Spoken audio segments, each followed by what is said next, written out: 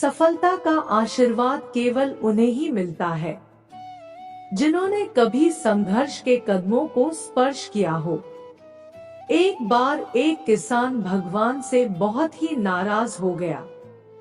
किसान बहुत मेहनती था, बहुत मेहनत से वह खेतों में अनाज उगाता, उसकी देखभाल करता, पर अक्सर उसकी फसल खराब हो जाती।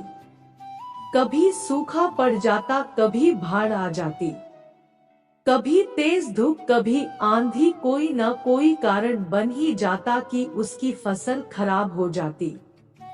एक दिन वह किसान गुस्से में आसमान की ओर देखकर भगवान से कहा, हे ईश्वर, आपको लोग सर्वज्ञता मानते हैं कि आप सब जानते हैं, कहते हैं कि आपके इच्छा के बिना एक भी पत्ता नहीं हिलता, पर मुझे तो लगता है कि आप छोटी सी छोटी बात भी नहीं जानते।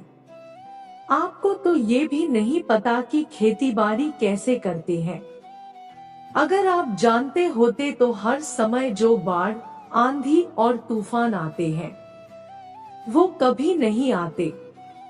आप नहीं जानते कि कितना नुकसान उठाना पड़ता है हम किसानों को। यदि आप मेरे हाथ में यह शक्ति दे दे कि जैसा मैं चाहूं वैसा मैं मौसम कर दूं, फिर आप देखना मैं अन्न के भंडार लगा दूंगा। भगवान इस किसान के तीखे वाक्य सुनकर मुस्कुरा रहे थे और वह किसान के सामने प्रकट होकर बोले, मैं आज से तुझे यह शक्ति देता हूँ कि तुम अपनी खेतों पर तुम्हारी जैसी इच्छा ही तुम वैसा मौसम कर दोगे। मैं बिल्कुल भी दखल नहीं दूंगा, तुम्हारी इच्छा से सब कुछ होगा। किसान बहुत खुश हो गया। किसान ने गेहूं की फसल अपनी खेतों में बोई। जब उसे लगा कि खेतों को धूप चाहिए तो खेतों को धूप मिले, जब पानी बरसना चाहिए तभी पानी बरसा, आंधी, तूफान, बाढ़, कुछ भी उसने अपने खेतों पर आने नहीं दिया। किसान के खेत में इस वर्ष ऐसी फसल हुई जैसी कभी नहीं हुई थी। हरी भरी लहलहाती फसल, मन ही मन वह बहुत खुश हो गया और सोचने लगा, अब सबूत के साथ दिखाऊंगा भगवान को कि इसे कहते हैं शक्ति का सही उपयोग। मेरी सफलता देखकर उन्हें अपनी नियम जरूर बदलने पड़ेंगे। कुछ दिन गुजरे, फसल कटने को तैयार हो गए। किसान बहुत उत्सुकता के साथ फसल को काटने लगा, पर जैसे ही उसकी नजर गेहूं की बालियों पर गया तो उसने अपना सिर पीट लिया और वह रोने चिल्लाने लगा। गेहूं की एक भी बाली के अंदर गेहूं का दाना नहीं था, सारी बालियां अंदर से खाली थी। किसान बहुत दुखी हो गया। उसने भगवान को रोते हुए फिर पुकारा, हे प्रभु, तुमने ये मेरे साथ क्या किया? क्या तुमने मुझे कोई सजा दी? भगवान बोले, पुत्र, ये तो होना ही था। तुमने पौधों को संघर्ष करने का मौका ही कहाँ दिया? ना तो तुमने उन्हें आंधियों से जूझने दिया, ना तेज बारिश से सहने दिया और ना ही धूप में तपने दिया।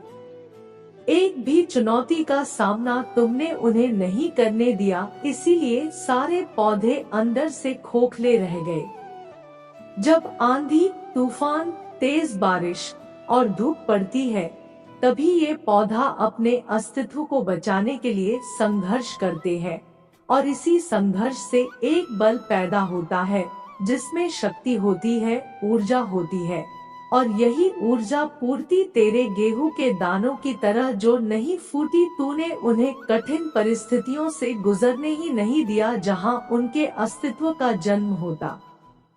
सारे बालियां इसीलिए खाली है, इसमें एक भी गेहूं का दाना इसलिए नहीं है क्योंकि तुमने अपने पौधों को संघर्ष कराया ही नहीं। याद रखिए, स्वर्ण में सवर्णीय आभा तभी आती है जब वह आग में तपने, गलने और हथौड़े से पीटने जैसे संघर्षों से गुजरता है। कोयले का टुकड़ा हीरा तभी बनता है जब वह उच्च दाब और उच्च ताप की मुश्किल परिस्थितियों से गुजरता है।